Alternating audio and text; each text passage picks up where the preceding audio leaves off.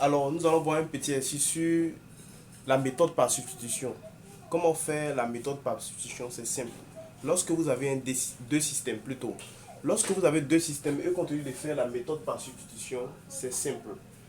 Voici, ça on appelle ça une équation. Et ça aussi c'est une équation. Vous avez deux équations. La première équation c'est 2x plus y plus 3. La deuxième équation, 2x plus 3y plus 4.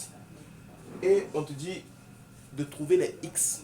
Ça, on appelle ça un système d'équation. Lorsque vous avez un système d'équation, on peut te demander de trouver quoi? Les x et les y. Pour trouver les x, pour rechercher les x et les y, alors qu'est-ce qu'il faut faire? Il faut tout simplement appliquer ce qu'on appelle la méthode par substitution ou la méthode par combinaison. Mais ce qu'on va voir aujourd'hui, c'est la méthode par substitution que nous allons voir tout de suite. Donc ici, vous avez un système. La première des choses à faire, c'est de noter le système. Donc voici le système. Le premier système, je le note. 1. Je l'appelle 2. Donc voici mon 1. La première équation. Il y a d'autres qui appellent ça E1. Il y a E2 aussi. Donc pour trouver le système, c'est simple. D'abord, je vais regarder dans l'équation. Parmi les x et y là, qui n'est pas occupé, qui est simple à résoudre, qui est seul à la base.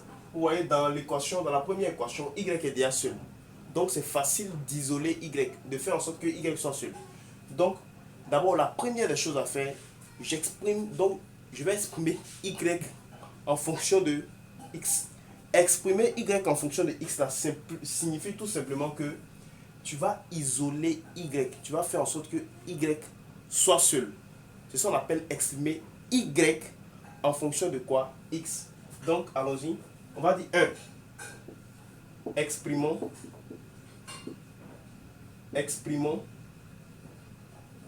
vu qu'on est dans 1, exprimons x, y plutôt, y en fonction de quoi? En fonction de x. Voilà, ça c'est la première chose. Ça c'est la première chose à faire. Pour exprimer y en fonction de x, on prend l'équation 1. Je recopie l'équation 1 plus y plus 3 égale à 0. Voilà. Maintenant dans l'équation là, je vais isoler y. Ça veut dire que je vais faire passer tous les autres membres de l'autre côté. Par exemple 2x, je vais le faire passer de l'autre côté, à côté de 0. 3 aussi à côté là-bas. Donc ça fait y. Y va rester seul dans la partie de gauche. Donc j'envoie 2x. Il était plus 2x. Il devient moins 2x.